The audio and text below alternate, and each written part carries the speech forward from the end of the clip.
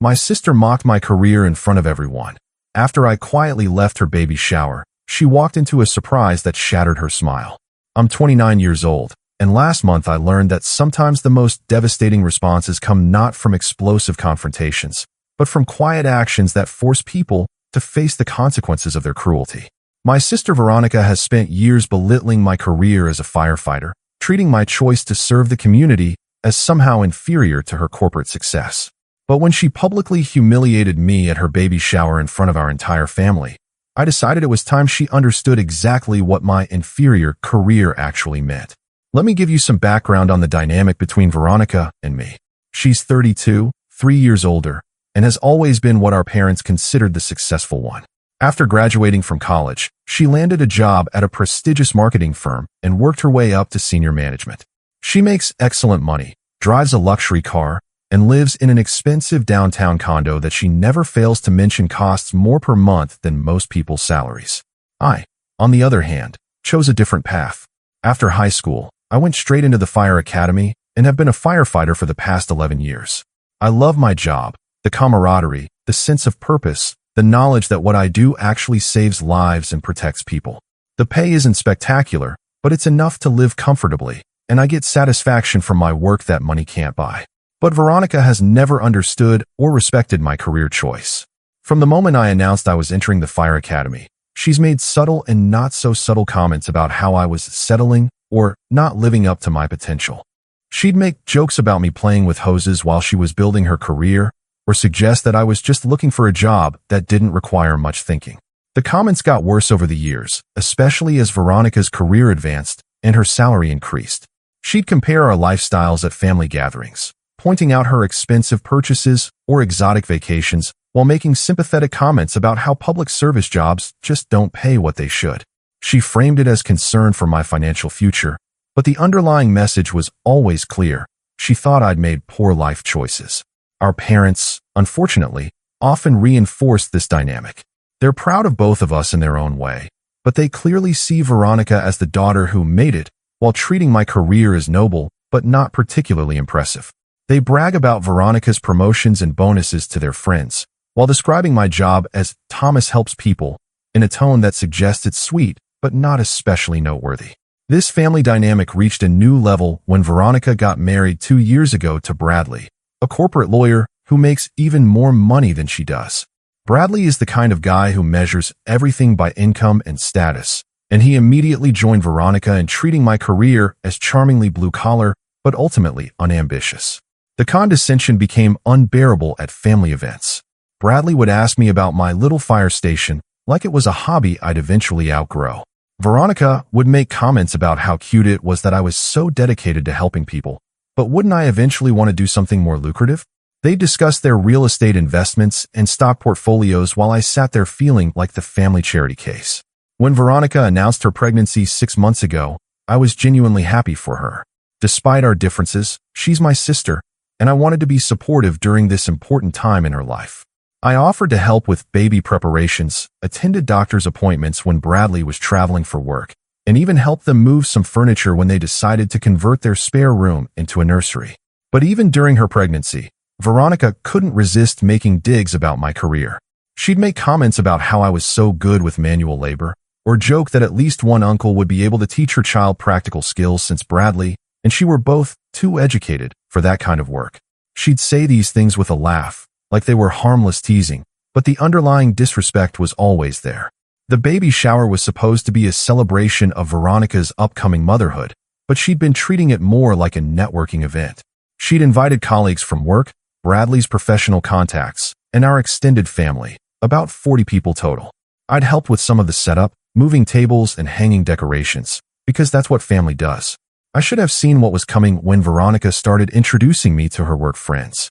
She'd say things like, "This is my brother Thomas. He's a firefighter, so he's our family's token blue-collar worker," or "Thomas chose the hero route instead of the money route," which we think is very admirable.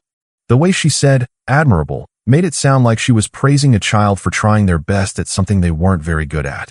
But the real humiliation came during the gift opening portion of the shower. Someone had given Veronica an expensive baby monitor system, and she was explaining to the group how sophisticated it was, with smartphone connectivity and health monitoring features. That's when she made the comment that changed everything. "It's amazing how technology has advanced," she said, holding up the monitor.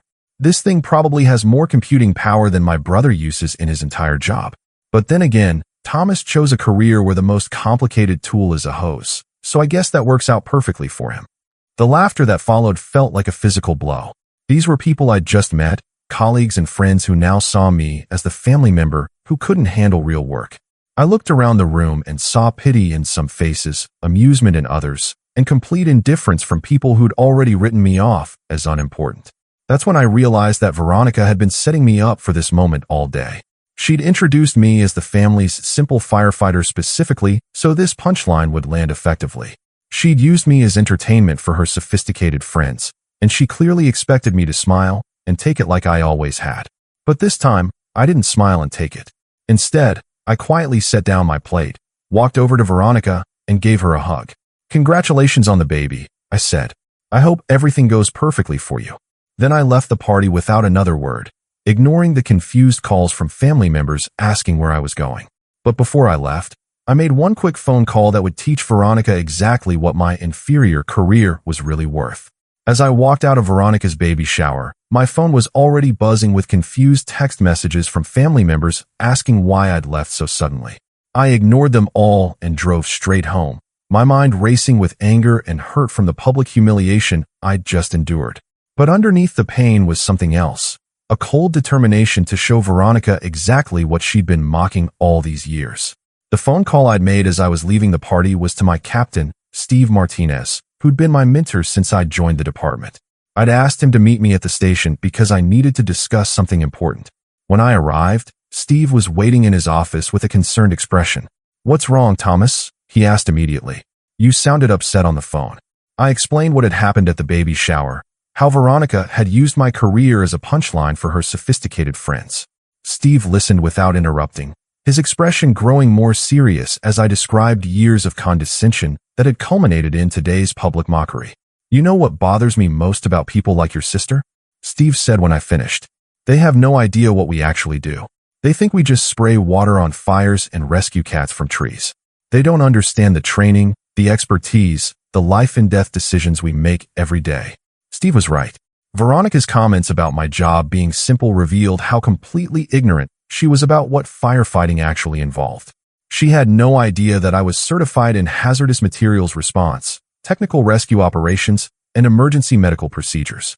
She didn't know that I'd spent hundreds of hours in specialized training courses, that I regularly operated equipment worth hundreds of thousands of dollars, or that I'd saved lives in situations she couldn't even imagine. "I have an idea," Steve said after thinking for a moment. "Why don't you bring your sister down here for a tour? Let her see what you actually do for a living. Sometimes people need to see something with their own eyes before they understand it." I shook my head. Veronica would never agree to that. She'd see it as beneath her, or she'd find some way to turn it into another joke about my simple little job. That's when Steve suggested something that gave me an idea, a way to show Veronica the reality of my career without giving her the chance to dismiss it or make jokes about it. "What if she didn't have a choice about seeing it?" he asked. "What if she experienced firsthand what your simple job actually looks like?" We talked for another hour, and by the time I left the station, I had a plan. It would require some coordination and perfect timing, but if it worked, Veronica would never again be able to mock my career with ignorant confidence. The first step was reaching out to my contacts in the emergency services community. After 11 years as a firefighter, I knew people in police departments, paramedic services, and emergency management throughout the region. I also knew the protocols for different types of emergency responses and how various agencies coordinated during crisis situations. The second step was more delicate. I needed to ensure that Veronica would be in exactly the right place at exactly the right time to witness something that would fundamentally change her understanding of what I do for a living. This required some research into her schedule and habits, which wasn't difficult since she documented her entire life on social media. I knew that Veronica had a routine every Tuesday evening of going to an upscale yoga class downtown, followed by dinner at an expensive restaurant with her friends. She'd posted about this routine countless times, always emphasizing how sophisticated and health-conscious her lifestyle was compared to people who lived simpler lives. What Veronica didn't know was that the yoga studio she attended was located in a high-rise building that presented unique challenges for emergency response. The building was relatively new, with complex ventilation systems, multiple elevator banks, and floor layouts that required specialized knowledge to navigate during emergencies. I'd actually been to that building twice in the past year for emergency calls, once for a medical emergency on the 15th floor, and once for a small electrical fire in the basement that had triggered the building's sophisticated alarm system. Both calls had required technical expertise and equipment that would have been completely foreign to someone like Veronica, who thought my job involved nothing more complicated than spraying water. The third step of my plan required coordination with the building's management and security team. I reached out to the head of security, someone I'd worked with during previous emergency calls, and explained that I wanted to conduct a training exercise in the building. This wasn't unusual. We regularly performed drills in various commercial buildings to familiarize ourselves with their layouts and systems. What made this training exercise special was its timing and scope. I arranged for it to take place on a Tuesday evening when Veronica would be at her yoga class, and I made sure it would be comprehensive enough to demonstrate the full range of skills and equipment that firefighting actually required. The beauty of this plan was that Veronica would witness my simple job without realizing it was a demonstration specifically for her benefit. She'd see me in action during what appeared to be a routine training exercise, but the exercise would showcase exactly the kind of expertise and professionalism she'd been mocking for years. As Tuesday approached, I felt a mixture of anticipation and nervousness. Part of me wondered if I was going too far, if this elaborate demonstration was an overreaction to years of family dynamics. But then I remembered the laughter at the baby shower, the way Veronica had used me as entertainment for her sophisticated friends, and I knew that subtle responses had never worked with my sister. Veronica had spent years dismissing my career because she'd never bothered to understand what it actually involved. She was about to get an education she'd never forget. Tuesday evening arrived with perfect weather conditions for the training exercise I'd arranged. I'd coordinated with Captain Martinez and our technical rescue team to conduct a comprehensive drill at Veronica's yoga building, complete with all the equipment and personnel that would respond to a real emergency in a high-rise structure. The scenario we'd planned was a simulated electrical fire in the building's mechanical room that had triggered the evacuation system and caused a power failure in several elevator banks. This type of emergency required exactly the kind of technical expertise and sophisticated equipment that Veronica thought was beyond my simple firefighter capabilities. I arrived at the building at 6 p.m., an hour before Veronica's yoga class was scheduled to begin. Our department's ladder truck, rescue vehicle, and command unit were already positioned outside, along with equipment that represented hundreds of thousands of dollars in specialized technology. The building's management had coordinated with us to ensure the exercise would be visible to anyone in the building, but wouldn't actually disrupt normal operations. The first phase of the exercise involved establishing command and control procedures. I took the lead role, communicating with dispatch, coordinating with building security, and directing the deployment of personnel throughout the structure. This required using radio equipment, computer systems, and electronic monitoring devices that would have surprised anyone who thought firefighting was just about spraying water. Captain Martinez watched approvingly as I managed the incident command protocol, tracking personnel locations on digital building schematics, and coordinating with utilities companies to ensure power systems were properly isolated. The building's security chief, who'd worked with me on previous real emergencies, provided commentary to the other participants about how efficiently our department operated during complex incidents. At 7 p.m., I noticed Veronica arriving for her yoga class, along with several of her usual friends who I recognized from social media posts. They walked past the fire trucks with the casual indifference of people who were accustomed to urban emergency vehicles and didn't bother to pay attention to what was actually happening. The second phase of the exercise began just as Veronica's class was getting started on the 8th floor. I led a team into the building wearing full protective gear and carrying specialized equipment for electrical emergencies and high-rise rescue operations. The elevators had been temporarily disabled as part of the drill, which meant we climbed 8 flights of stairs while carrying thermal imaging cameras, ventilation fans, and portable generators. What Veronica couldn't see from her yoga class was the sophisticated nature of the equipment we were deploying. The thermal imaging camera I was operating cost more than her car and required extensive training to interpret correctly. The portable generators we were positioning were computer-controlled systems designed to power emergency lighting and ventilation in exactly the type of high-rise environment where she was currently stretching. The third phase involved technical rescue procedures that demonstrated why firefighting required years of specialized training. We simulated evacuating injured civilians from upper floors using rope rescue systems and portable stair chairs designed for high-rise emergencies. I coordinated the operation from the incident command post we'd established in the building's lobby, directing teams throughout the structure using real-time communication systems. During this phase, several people from the yoga class came down to the lobby to see what was happening. I could see Veronica among them, still in her yoga clothes, watching with the same detached curiosity she'd shown toward everything related to my career.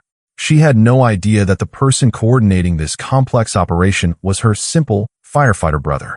That's when Captain Martinez implemented the most dramatic part of our demonstration. He announced over the radio that we had a simulated victim trapped in an elevator between floors, requiring immediate technical rescue procedures. This scenario would showcase the most sophisticated aspects of our training and equipment. I responded by directing teams to positions throughout the building while coordinating with elevator maintenance technicians and building engineers. The rescue operation required using specialized tools to access the elevator shaft, rigging systems to safely extract the simulated victim, and medical equipment to assess and treat injuries. From the lobby, Veronica and the other observers could see teams moving efficiently throughout the building, communicating through advanced radio systems, and deploying equipment that clearly required extensive technical knowledge to operate. The simple job that she'd been mocking for years was revealed as a highly sophisticated operation involving multiple specialties and complex decision-making. The fourth phase of the exercise involved coordinating with other emergency services.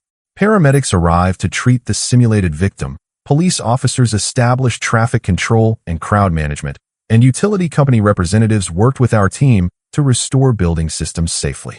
I served as the primary coordination point for all these agencies, demonstrating the leadership and communication skills that Veronica had never bothered to learn about. During this phase, I noticed building security talking to some of the yoga class participants, explaining what type of emergency response they were witnessing.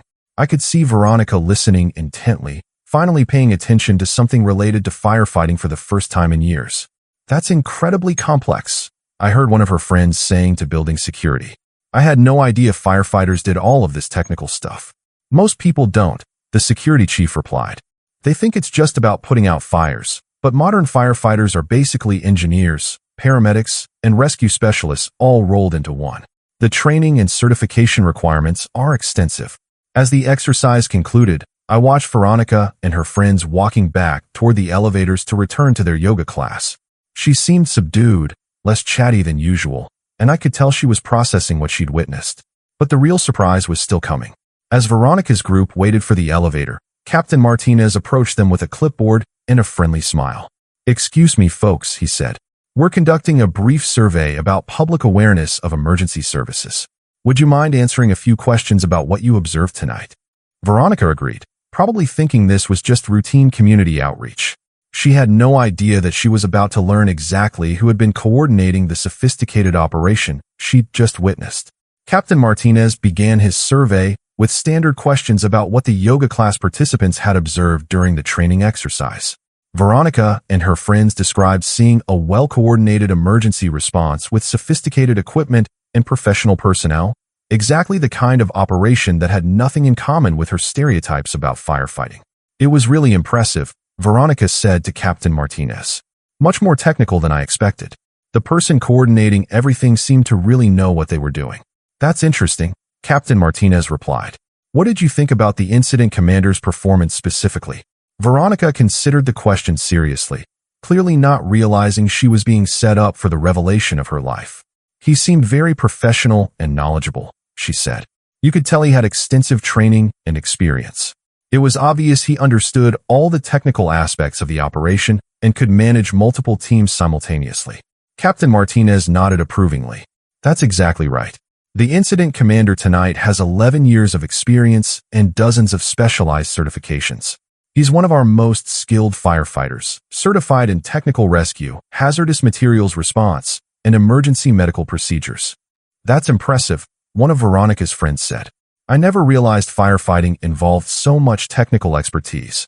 Most people don't, Captain Martinez agreed. They have outdated ideas about what we do. But modern firefighting requires extensive education, ongoing training, and the ability to operate sophisticated equipment under life and death pressure. Then came the moment I'd been waiting for. I'd like you to meet our incident commander, Captain Martinez said, gesturing toward me as I approached the group. This is Thomas Mitchell, one of our finest firefighters and the person who coordinated tonight's entire operation. The expression on Veronica's face went through several stages in rapid succession. First confusion, then recognition, then shock, and finally something that looked like panic. Her friends turned to look at me with new interest, clearly trying to reconcile the professional they'd just watched in action with whatever Veronica had told them about her brother's simple job. Thomas, Captain Martinez continued, these folks were just telling me how impressed they were with your performance tonight. They had no idea that firefighting involved such technical complexity and professional expertise. I looked directly at Veronica, who seemed unable to speak. Thank you, I said to the group. I'm glad you found it educational. A lot of people have misconceptions about what we do.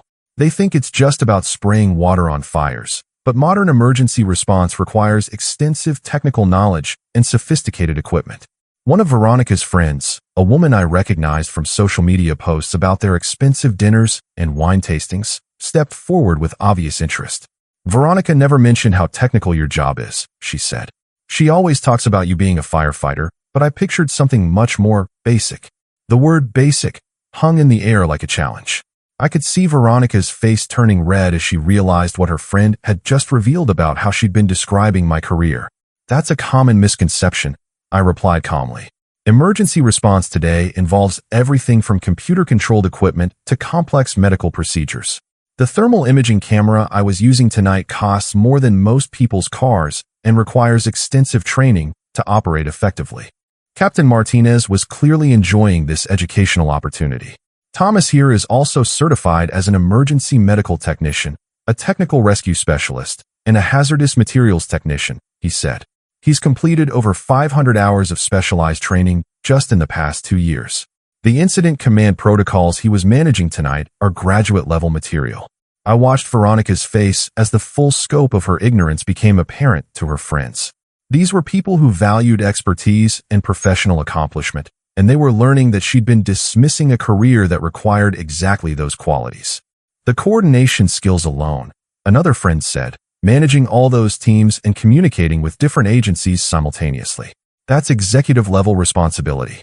Absolutely, Captain Martinez agreed.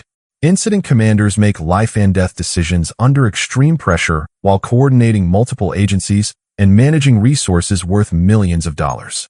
It's one of the most demanding leadership roles in public service. That's when Veronica finally found her voice, though it was much quieter than usual. Thomas, I didn't know. I never realized your job involved all of this. I looked at my sister, this woman who'd spent years making me feel inferior for choosing public service over corporate profit, and felt a mixture of satisfaction and sadness. I tried to tell you about my work over the years, I said gently, but you were never interested in learning about it. You'd already decided it was simple and unimpressive, so you never bothered to ask what I actually do. The silence that followed was uncomfortable for everyone except me. Veronica's friends were looking at her with expressions that suggested they were reevaluating everything she told them about her family dynamics. Captain Martinez broke the silence by handing me a clipboard. Thomas, could you brief these folks on the equipment costs for tonight's exercise? I think they'd find it interesting. I spent the next 10 minutes explaining the value and complexity of the equipment we deployed, the years of training required to operate it safely, and the certification requirements for different aspects of emergency response. Veronica's friends asked intelligent questions and seemed genuinely impressed by the scope of knowledge and responsibility my job required. Through it all, Veronica stood quietly to the side, probably realizing that her sophisticated friends now saw her as the ignorant one, the person who'd been mocking expertise she didn't understand. As the group prepared to return to their yoga class, one of Veronica's friends turned to me with a smile. Veronica is so lucky to have such an accomplished brother, she said. You must be proud of him, she added, looking at Veronica expectantly. For the first time in years, my sister was completely speechless. 2 weeks later, Veronica called to apologize and ask if she could tour the fire station to learn more about my work. Some lessons, apparently, take public humiliation to sink in. But the most satisfying part wasn't her apology. It was knowing that she'd never again be able to make ignorant comments about my career without remembering the night she discovered what firefighting actually involves.